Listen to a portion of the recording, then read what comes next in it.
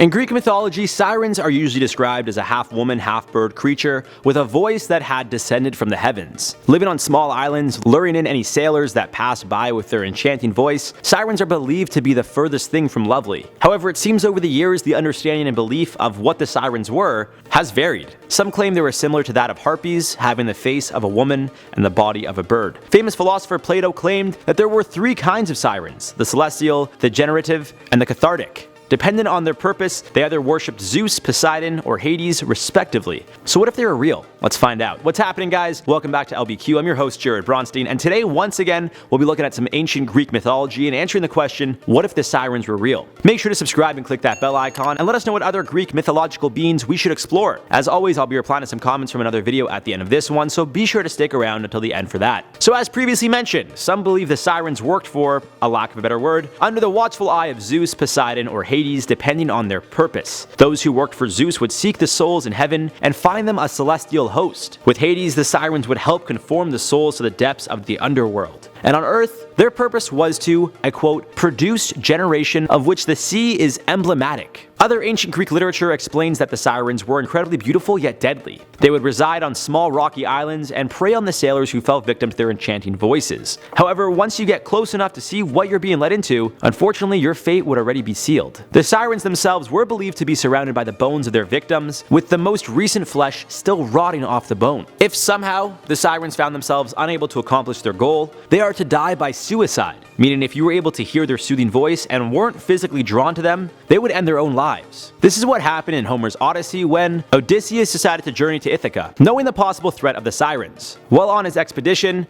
Odysseus told his men to block their ears with wax, so they wouldn't be fooled by the voices of the sirens. Odysseus himself didn't want to miss out on their enchanting voices, but knew the dangers that came with his wants. With this in mind, Odysseus had himself tied to the boat so he wouldn't be able to steer in their direction. As the ship passed the sirens, his men weren't affected, but Odysseus was hypnotized by their voices. However, being bound to the ship, he wasn't able to redirect the ship. Not only did his plan work, but the sirens then ended their own lives, as promised. Another myth revolves around Jason and the Argonauts. Similar to Odysseus, Jason and his crew were tasked with passing the sirens. However, earwax was not used this time around. Fortunately for Jason and the Argonauts, they had Orpheus on the ship, who was a skilled musician. As they passed the islands and the sirens sang their song, Orpheus played on his lyre, drowning out the voices of the sirens. This helped Jason and the Argonauts successfully pass the sirens, with the exception of one crew member, Bootis. Although Bootis jumped ship and started swimming toward the sirens, he was saved by Aphrodite, who pulled him from the water. So as you can see, sirens would be a very dangerous aspect of our waters if they did exist. But where they would be located is quite interesting. According to Homer, there were two sirens located in the Western Sea.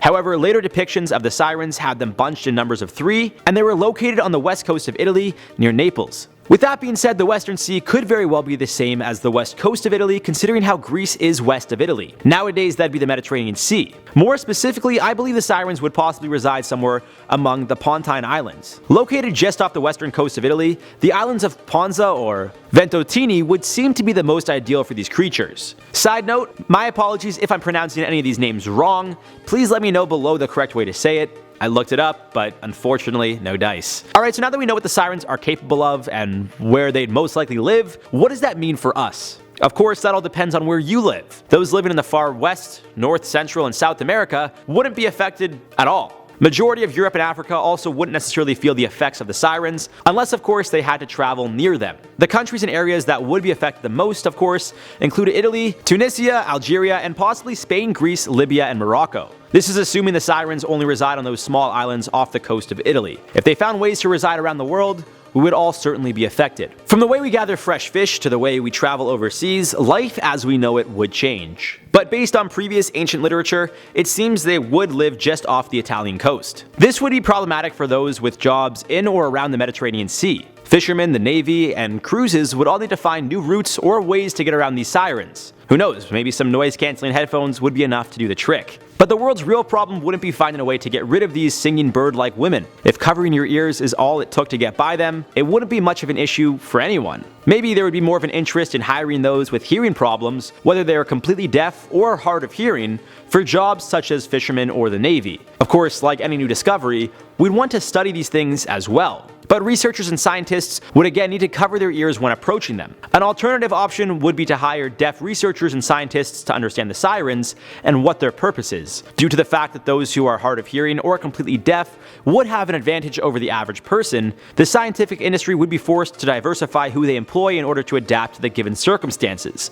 Given the ability to study the sirens, where they come from, what their purpose is, and how they live, would be favorable for us to fully understand them. The only issue we may run into is the sirens would inevitably kill themselves not being able to soothe the deaf. In a sense, we could technically send a single deaf person or a group of deaf people to the islands where the sirens reside. Upon them not being able to soothe them, the sirens would all drown themselves in the water and we'd solve our problem. Or so we think. The threat of the sirens would certainly be gone, but at what cost? We'd never be able to know what their purpose was, how they kill, where they came from, and so on. There would be so many unanswered questions that we'd have to fill in the blanks ourselves. Similar to dinosaurs, we'd simply have to come to conclusions based on the evidence left for us. Now take from that what you will. The reality that sirens exist would be pretty terrible. Those living in Italy and surrounding areas may need to adapt by constantly covering their ears, at least those within the vicinity that they could hear the sirens. The silver lining here, however, is that the scientific industry would be forced to diversify who they hire, so that's a plus. Of course, as you hopefully know, sirens do not exist, and if they did, well, although it seems the solution would be to send an army of deaf to inevitably lead the sirens to their own death, that may not be our best bet either. So take from that what you will. As always, now we got some comment replies from another video, but before we do that, let me know in the comments below how you think we'd handle sirens. Would leading them to death be our best option?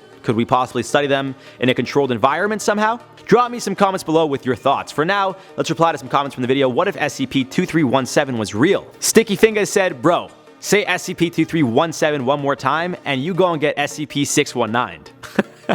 I'm just waiting. I'm just standing here in front of the microphone and I just want Rey Mysterio just to come out of nowhere and just kick me right in the face. That'd be the greatest thing in the world. I was a big fan as a kid, so I'd be honored. Nigel Cappy said, who wrote the script for this? And damn, the guy who read it without pause, great job. Like, we read all the scripts that we voice over, so I don't know if that was an insult. I took it as a compliment, so I'm just gonna leave it at that and say thank you. I am Chaos009 said, great video, where is Jack Finch? I miss his disembodied voice. Well, Jack actually, I'm pretty sure he said in the video, if you guys don't know, he actually moved back to England. So unfortunately, he's no longer on the channel, but you got myself, and of course, Keegan.